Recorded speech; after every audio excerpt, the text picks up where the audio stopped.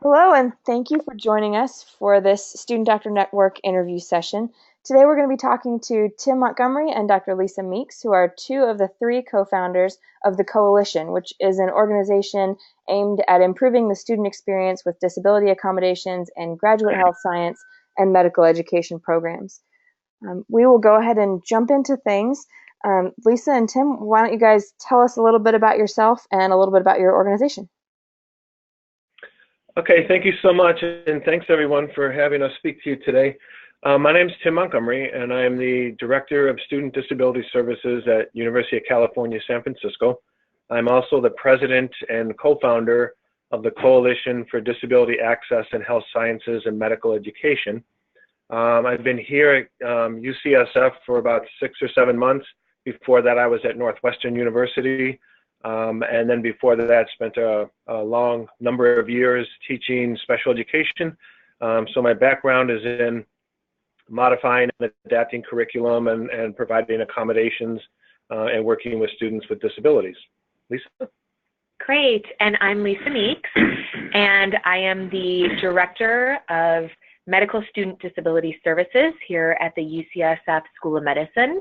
I'm also an Assistant Professor of Internal Medicine, and I am the President-elect and also a co-founder of the Coalition for Disability Access in Health Science and Medical Education. And before coming here, it was my pleasure to work for Case Western Reserve University in the Cleveland Clinic in Cleveland, Ohio. And I have to give a shout out to my Cavs.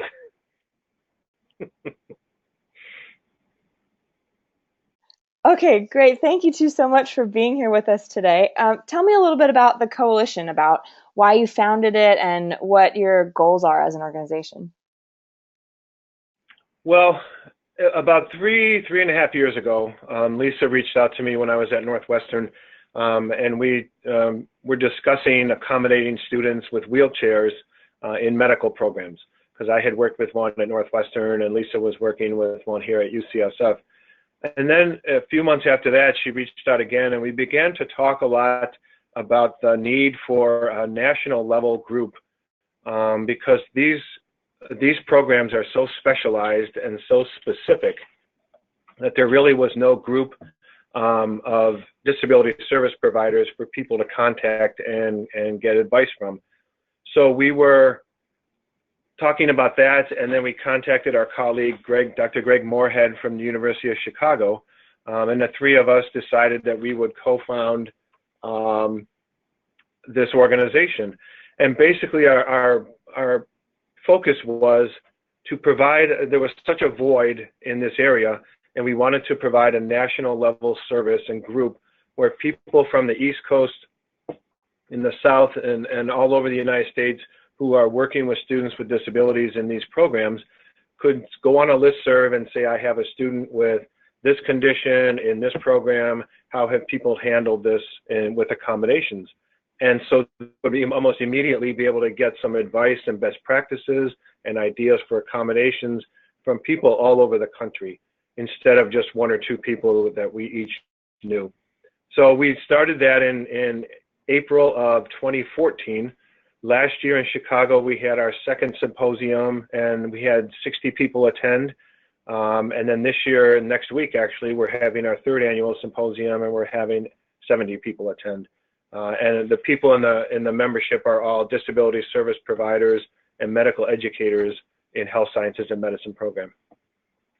Yeah, and we, when we came together during that first meeting, it was really about building a network so that people had a resource to serve students in what we really wanted to be a universal or more consistent manner, because people were making decisions in very different ways and at very different levels. And so students, what wound up happening is students were receiving different types of services. And then if you can imagine, a student might be in medical school and then go into residency and meet up with someone that had a very different knowledge base about disability access in the clinic, and they might not be served as well in that situation.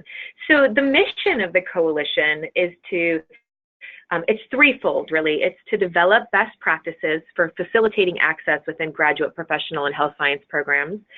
And then secondly, it's to advance these practices through innovative ideas and research to ensure equal access to programs.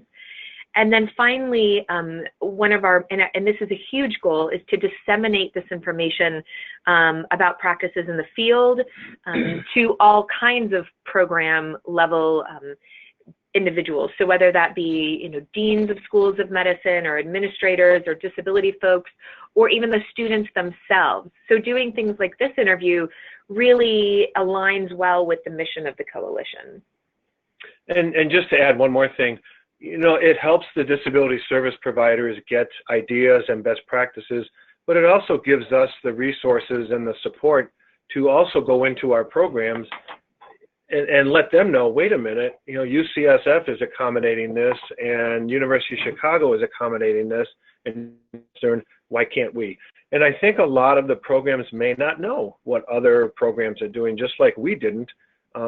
They may not know what other universities are doing. So I think it gives us a chance to really be able to support our students in a much more effective way. I always say as a joke, if you're at Stanford and you want something done, tell them that Harvard's doing it. And if you're at Harvard and you want something done, tell them Stanford's doing it. So, in that way, I think that these, especially the competitive medical programs, all want to rise to the level of service and support that one another is providing for their students. So in that way, it's really helpful to have, this network of colleges and where we have an opportunity to talk about what we're doing and share those experiences. That's fantastic. I know that so many students are going to benefit from the networking that you all have going on. You talk a little bit about some of the barriers that students with disabilities face when they want to enter the healthcare professions. Sure. I think one of the biggest barriers is a stigma. And the stigma of having a disability and utilizing accommodations puts tremendous pressure on the disabled student to be like their peers and forego accommodations. These programs are extremely competitive, and the students who use accommodations are seen by many of their peers and some faculty and staff as gaining an unfair advantage. I think a lot of people not in the disability world view fair meaning everyone gets the same thing. And we always view fair as everyone gets what they need. Our students are in fields that disabilities are looked at from what we call the medical model. And those are something that can be cured or fixed. And the thinking that is that if you're a medical professional, your job is to cure and heal. And if you have a disability, how can you do that? I also think our students are fearful that their disability and accommodations will somehow become part of their permanent record and will eventually cost them residency as well as employment opportunities. So they're very, very concerned about that happening. And then the final one, and a little bit more on a personal level, is I think our students feel some shame, most of them. And many students with disabilities feel shame that they need accommodations and are unlike their peers. They are ashamed that they are seen as getting an unfair advantage or gaming the system. And they are ashamed to feel minimized or devalued by some of their peers, staff, and faculty. And our students tend to personalize that stigma and criticism and somehow feel their progress and success is somehow devalued.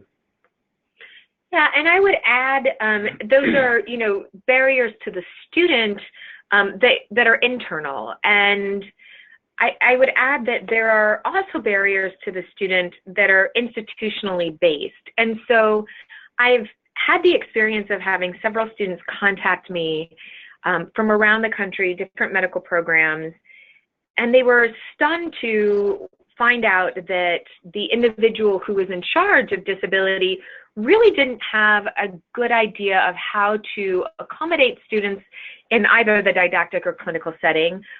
Some had never performed anything like this before. And so there seemed to be these two extremes, one being that the school was fearful of litigation and just said, what do you need? We'll give you whatever you want.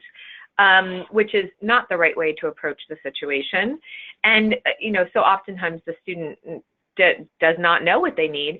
And then on the other extreme, perceiving the student to be inadequate because he or she has a disability, and through microaggressions or flat out discrimination, making the situation with the student so uncomfortable that the student either, chooses to leave on their own or performs so poorly because perhaps they've internalized this and the anxiety and depression contribute to a decline in performance, but they don't do well, and so they're dismissed from medical school. And so that, goes back to that need for consistency across schools in the way that we interact with students with disabilities, and setting policies and procedures in place that really do support and make the environment accessible to these individuals, because obviously they've gained admission, so they're qualified.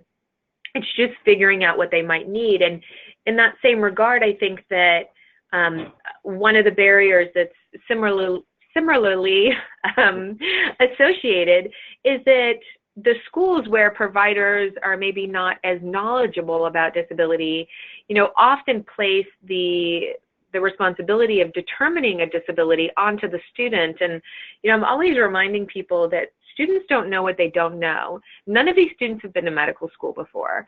And so it is, I think, the responsibility of the provider to understand, whether it be a nursing program or a medicine program, to understand their program, understand the clinic, understand the competencies that are being measured, and have a really good understanding of accommodations, both traditional accommodations and, more outside the box or creative accommodations.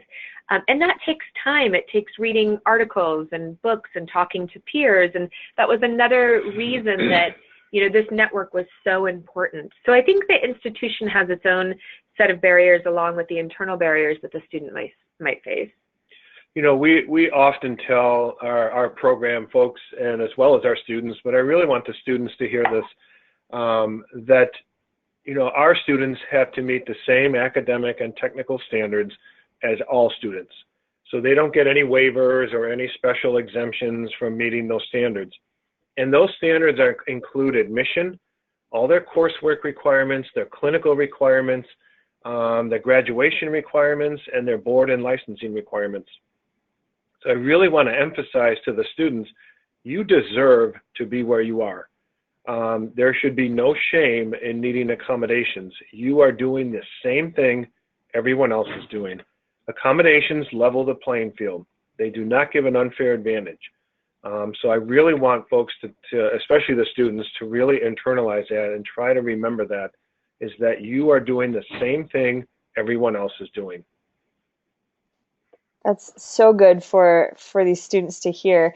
And I know that, as you mentioned, I love that quote that students so often don't know what they don't know. I wonder if you could give some examples of common accommodations that are available for students with disabilities when they enter health professional training, things that they may just be aware of if they're going into health professional school and are maybe going to talk to one of these disability facilitators or whatever who may not be as familiar with what a student may need if they have a disability and are entering medical school or other health professional graduate school. Sure. I'll give you a couple of examples. I recently had a student excellent student, had never been diagnosed before, and the sheer volume, they say when you enter medical school, it's like drinking water out of a fire hydrant, right? With the amount of learning that you have to do, the amount of reading that you have to do. Had never been diagnosed, but knew that she was a slow reader, had always known that. But in this case, the student wound up being diagnosed with a reading disability, and what we did was set her up with a text-to-speech device that read all of her books to her. So what she was able to do in looking at the material and listening to the material at the same time was increase her reading fluency exponentially, and she was able to get through all of the material, and obviously the more material you can get through and the more you can retain, the better your performance is going to be. So at the same time that we did that, we were also able to assign her extra time on her exam so that the slowness in the reading wasn't something that prohibited her from being able to read all of the exam questions and answer them. She didn't have an issue with knowing the material. She had an issue with being able to give back the answers, read the material, and respond with the answer in a specific amount of time. So that's one example. I've also had a number of students, and I have to say, for students listening, your student network is bigger than anything you can possibly imagine. More students have come to me because other students have admitted to them, I was struggling with this, but I went and saw this person and this was really helpful. And I think that that's not only helpful in getting the information out about the service, but it's helpful to destigmatize the idea of having a disability or being registered. But in this particular example, I had a student who had been seeing a therapist, and our school, very much like a lot of medical programs around the country, you don't have to attend class. There's no seat time requirement. You can, all of our courses are captured, and similar to the way this interview will be distributed, they're basically podcasts. And so students can watch the video or they can just listen to the lecture. And so you don't necessarily have to go to class. So students have a lot of flexibility in the first 2 years, and because of that, students who require therapy as an ongoing mechanism of support for their psychological disability are able to do that without any type of barrier. But then once they enter clinic, there are a couple of things that can present as barriers, right? They could all of a sudden be placed an hour and a half away at another geographical location, which would then keep them from seeing their therapist on a weekly or biweekly basis. They're also in the clinic, and these students arrive in the clinic, sometimes at 6, sometimes at 7. They're almost never gone until 7, 8 o'clock at night. So in that situation, it would be really hard to maintain that one aspect of your support system, right? The therapy. So one of the things that we do, and we do it quite often, to be honest, is we provide release of time to students to be able to go to appointments, whether that be for a psychological disability, for a therapy appointment, or a physical therapy appointment. I have a lot of students with chronic health issues, and so some of my students receive infusions once a month. I have students who have to go to physical therapy once every 2 weeks or once a week. And so we work with a student to ensure that their geographic placement is not a barrier. So we remove any type of program that might present as a barrier before we go through the regular lottery system for placement. And then we also provide them with a release. And what we ask is that, we're all professionals here. We ask the students to make their appointments the very last appointment of the day. We certainly don't want students missing AM rounds. And, we haven't had any problems. Students leave the clinic at, usually it's a 4 o'clock release, and they leave the clinic around 4, and they go to their appointment. And depending on which clinic they're rotating through, it may be that they then go home and chart from home, which our students are able to do, or they might return to the clinic. If it's an appointment that's not going to leave them otherwise physically drained, they might return to the clinic to finish up their notes, or return to the clinic and finish seeing their patients. So, we really work with these students to make sure that they're getting support. And I think the other thing that does is it validates the need to practice self-care, not only now, but in the future. Physicians are horrible at taking care of themselves. They take care of their patients all day, but a lot of times they forget to take care of themselves. And one of our big initiatives here is to ensure that when our students leave, that they're not only practicing good self-care from a physiological perspective, but that they're practicing good self-care from a mental health perspective as well. And we think that that's critical to shaping a physician who is ready to truly go out and take very good care of their patients and empathize with their patients and not just tell them to do things, but kind of walk that walk, if you will. Yeah, and I think I just want to highlight both of Lisa's examples. Again, what I stated a little bit earlier, those students did the exact same thing as everyone else did. They read the exact same books. They took the exact same exams. They just used accommodations. So they're not doing anything different than any other student does. And then I just, again, wanted to highlight the difference between didactic accommodations and clinical accommodations. And I think Lisa talked a lot about it, and they're great ideas, they're great examples. But for the students to know, what you may get as an accommodation in a course may not be there in clinic, and vice versa. I think the process of determining accommodations with your disability service providers, you will need to go through that twice. So you'll need to go through that for your coursework, but you'll probably need to go through that again for your clinical work, so that you can then determine what your accommodation needs are versus what the essential requirements are or the competencies in those programs. And then that requires the disability service provider to go through what we call the interactive process. So we contact the school, we have that discussion. Many times the student is involved in that discussion. So just be mindful that, you know, what you may get extra time in a coursework for an exam doesn't automatically translate to extra time in clinic. Excellent. That's great information. If there's a student who has a disability and wants to enter health professional school, where should they start? What are some resources that they can be looking at now that can help them when they get to the point of entering medical or health professional school and starting their education? That's a great question. And one of the things that we've tried to do through the coalition and, you know, to meet our #3 mission statement and disseminating information is to build a website that is open access for everyone and where we can start to gather resources for physicians, students, residents, medical educators, deans, anyone that you can think of. And so some of the things that are available through our website are links to not only our book, which I think is very, very handy.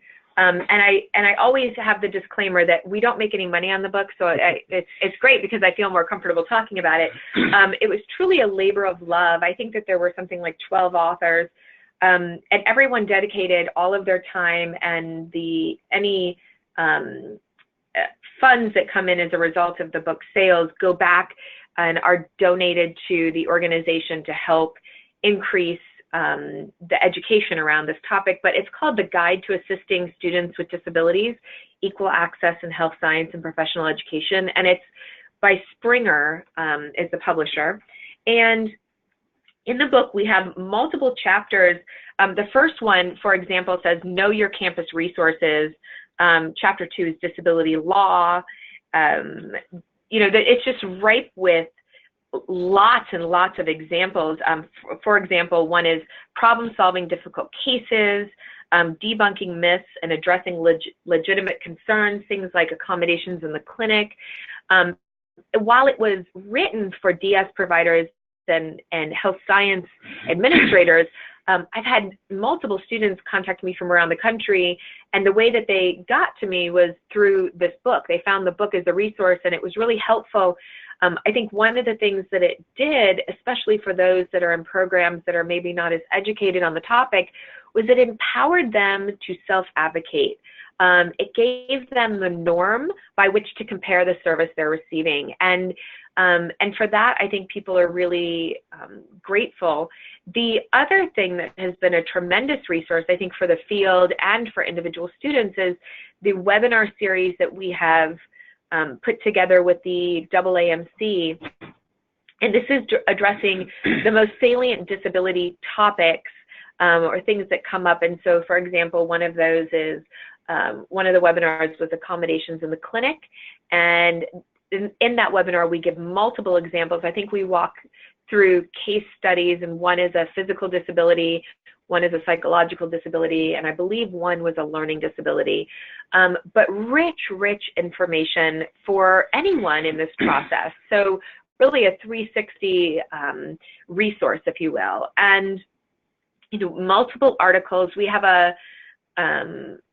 a publication called Disability Compliance in Higher Education, and we have a column in there called the Coalition Corner, where we give snippets of advice about health science specific things, and some of those articles are free access and some are not. But what we do is link all of the articles, all of the books, our book and other books included. There are multiple books, for example, for nursing students with disabilities.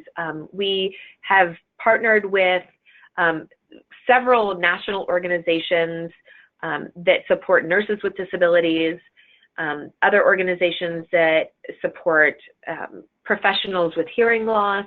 So we really try to highlight any and all resources, not just our resources, that are available to students with disabilities. We also give talks around the country and try to do a lot of education at the administrative and faculty level so that it trickles down to the student, that the impact of that type of work is available to, that it ultimately reaches the student. And that's our big goal, is ultimately that everyone is receiving the same level of service across the country. Yeah, and I think it's important to encourage the students to look at some of those national organizations. And, if you just go on Google and Google nurses with disabilities or medical professionals with hearing loss or doctors with disabilities, those organizations will come up. And they are very good resources and just full of good information, and also will give you that reinforcement and confidence that, yes, you can do this. Yes, there are jobs. Yes, there are people working in these fields who have different kinds of disabilities. And then I also want to encourage students, one of the best resources you have is you. And no one knows you better than you. And so I really want to encourage you to really get in touch with not just what your needs are, but also what you can do. What are you good at? What do you not need help with? It's so important for you when you go into your disability service provider to be able to say, I can do A, B, C, and D, and E, no problem. I need help with X, Y, Z. And suddenly it helps that person clarify where your needs are and what they are. And it also helps you and that person communicate those needs to the medical schools and health schools that you're in. So go ahead. Yeah, I would also say that students should investigate, I think students are so desperate to get into medical school that they apply to several medical schools and they just feel lucky to get in. But it's like any relationship that you form, your impression of the school is just as important as the school's impression of you. And I think that one of the things that was so disheartening to me, but also motivating for the research that we're working on now, is when I was doing a prevalence survey of how many students are actually in medical school that disclose disabilities. And when I went to find the contact individuals for all 140 MD programs, there were programs where it was readily available online. I could easily get or identify the contact person for students with disabilities. Other programs, despite multiple searches using multiple terms, I was unable to identify who or where or how I might disclose if I were a student with a disability. And I would say to students listening, investigate the school that you're applying to and find out who's in charge, and make you can make an anonymous inquiry by just calling the individual and saying, if I were to be accepted to your school, how might this look?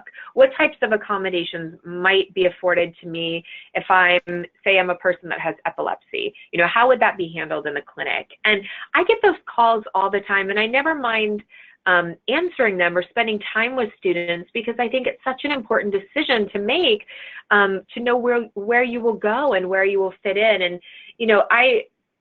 I'm lucky, and I freely admit that I have the best job in the world, because UCSF is committed to diversity on such a larger scale. And one of my heroes, Lisa Iazzoni at Harvard, said that perhaps the most dramatic learning can come when it is a peer who is disabled rather than a patient. Learning alongside a student who's in a wheelchair or has restricted growth or is deaf can challenge negative assumptions directly, as well as broaden the pool of qualified people entering the health profession. And I think that's one of the things that I really hold on to, because, you know, students in medical school, when they're surrounded by peers, when the assumption is that, you know, 10% of you have a disability, all of a sudden disability becomes normalized. It's part of the normal spectrum of, you know, what we anticipate human development is going to be. And when they see that not only are individuals with disabilities fully able to engage in a medical education, which, you know, not everyone in the country can do that, they learn, and they also learn not to make assumptions with their patients. So I think not only does it impact the educational experience that non-disabled peers have, but it also impacts, you know, how we go out into the world and treat patients with disabilities. And there's a huge disparity in healthcare right now between the service and the care that individuals without disabilities get and the care and service that individuals with disabilities receive. And it's alarming, to be quite frank. And I think that it's really, really important that people step away from this medical model and start to really engage with their patients with disabilities in a way that validates and respects that individuals with disabilities can live absolutely full lives. They can engage in all the activities that other patients would engage in, and just to reduce some of those stereotypes. So I know that's a personal mission for me. I know that it's a mission that is supported by my institution and institutions across the country. I mean, we are so blessed to have the colleagues that we have. And you know, there certainly are differences in the way that people practice, but I think for the most part, and this is really important to remember, I think for the most part, people want to do the right thing. They want to do the right thing, and they want to do it for the right reason. They just don't have the tools. And so that's what Tim and I want to mention Greg Moorhead again, our third Musketeer co-founder, and that we're all working towards, is to give people the tools that they need to do the right thing. Yeah, and I think that's a great point. You know, a lot of the resistance is not out of malice or any kind of mean-spirited. It's really about they just don't know. They don't know what's out there. They don't know what's available. And so that's where we come in as disability service providers, is to be able to kind of get that message out to them and say, wait a minute, we can do this. This is out there. That's out there. These other schools are doing those things as well.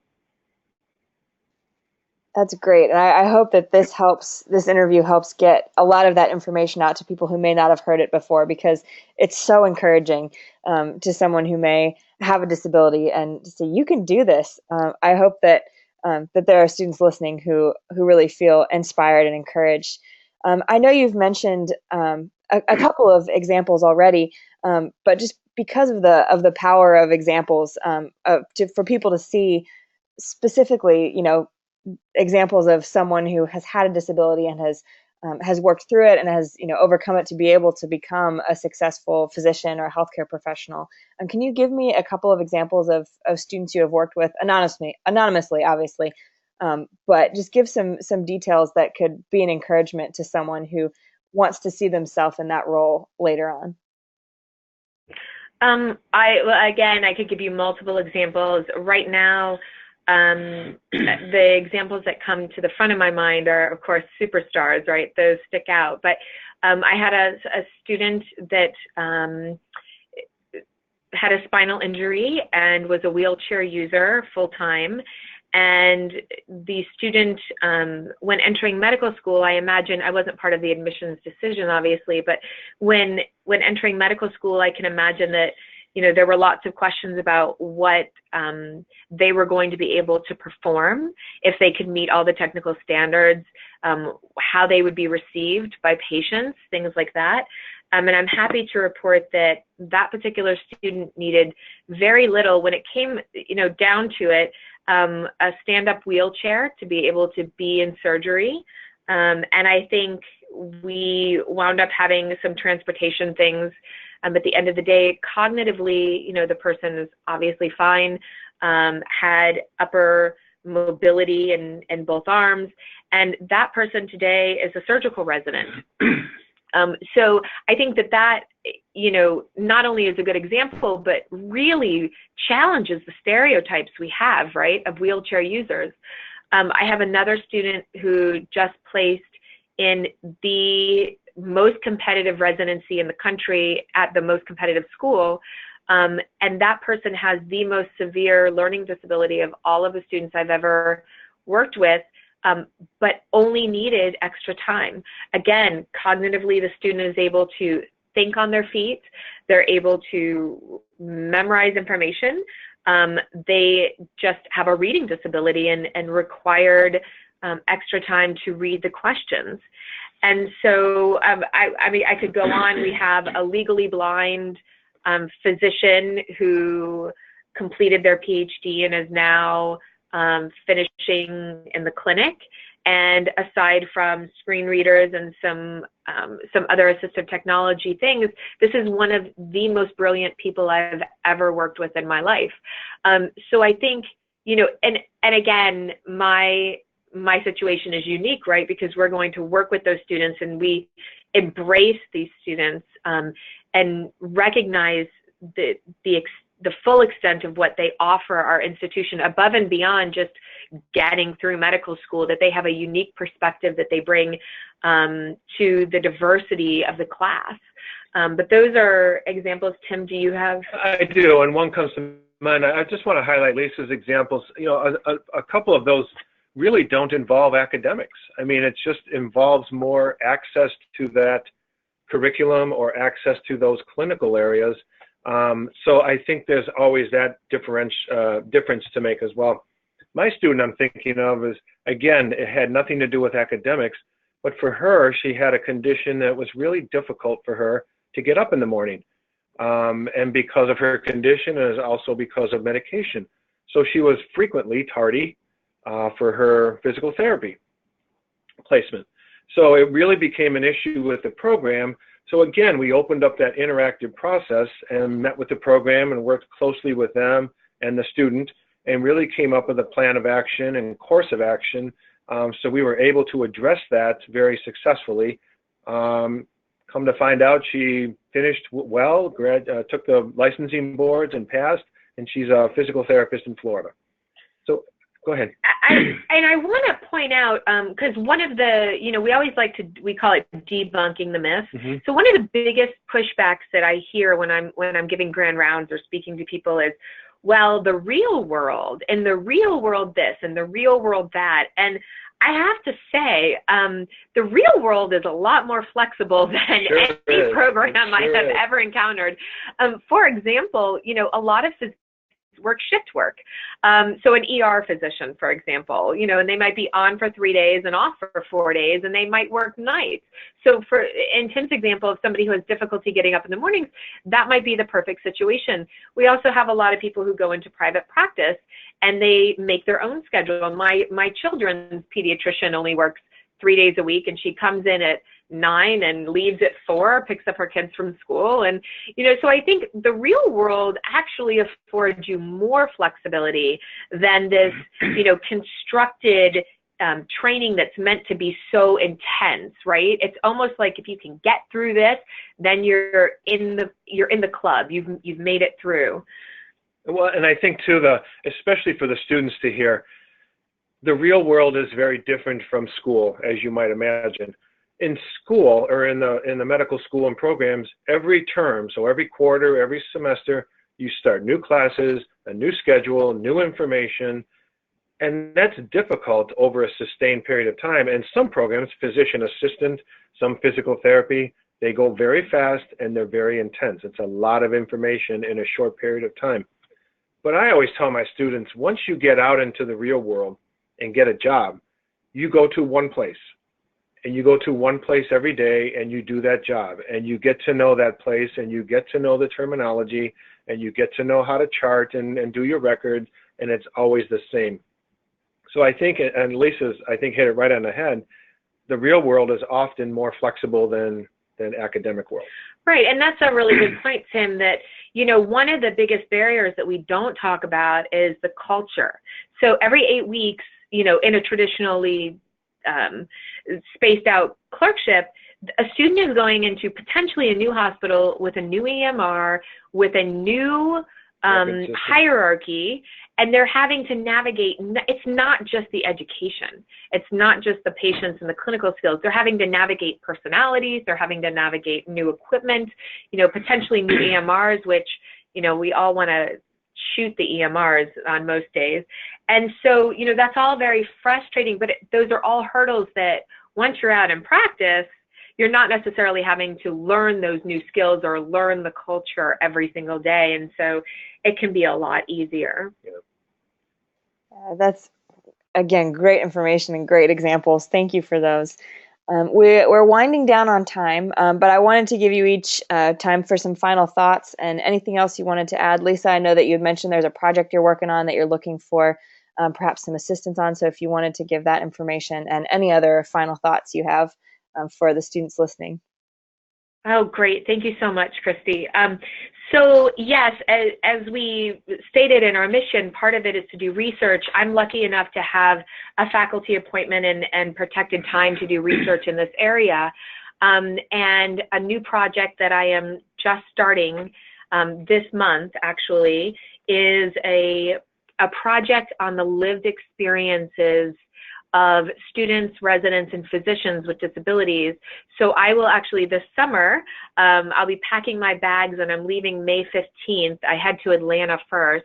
I'll be visiting cities all over the country, engaging with students, residents, and physicians with disabilities to capture their lived experience, capture their stories. And this will culminate in a special report. I can't say much more than that right now as we're finalizing the contract, but it'll be a national special report on the lived experiences of individuals in medicine that have disabilities, and this is for all disabilities: learning, chronic health, sensory, psychological, and other. And what we really hope comes out of this research is to capture the voice of the student, because as experts, they would say that we're experts, but in reality, I haven't gone to medical school. I'm a different kind of doctor. As my mother says, she has 5 girls, they're all doctors, and none of us can write a prescription. So that saddens her greatly. But I haven't gone to medical school, and I am not a person with a disability. And I think it's an unfair assumption for me to be saying that these are all of the things that are happening. I would rather have the voice of people who've experienced it come through and help inform best practice. So that's what we'll be doing this summer. And then out of the hopefully 30, 40, 50 interviews I do, we'll have 15 people that have the option of being highlighted in this special report. And there are multiple projects planned for this data, but we're really looking to capture what the barriers were for individuals and then what the supports were as well. We want to know, how can we do a better job of supporting students with disabilities in medical education, and what are the barriers and how can we remove them? And so in order to really do that without just guessing, we really need to go to the source, right? The people who have experienced this. And so anyone who would be interested in being a participant in this program is free to contact me, and I'm sure, Christy, you'll have my email address available. It's lisa.meeks@ucsf.edu, but I would love to hear that and the information that you sent me about the project, and also all of the resources that you mentioned. I'll make sure that that's in the notes for this video so that anyone who wants to can see it there. Great. And I just encourage students to really not apologize for their disability. We see so many students who come in and they're tripping over themselves to say, oh, thank you so much for helping me, or oh, thank you so much for giving me this. We're not giving people anything. We're making sure that the program, that the curriculum is accessible to you. And I think that, one of the things that Tim and I are definitely on the same page, we really try to get the students to stop thinking about disability as a favor, or disability accommodations as a favor to them. It's not. It's a legally mandated resource.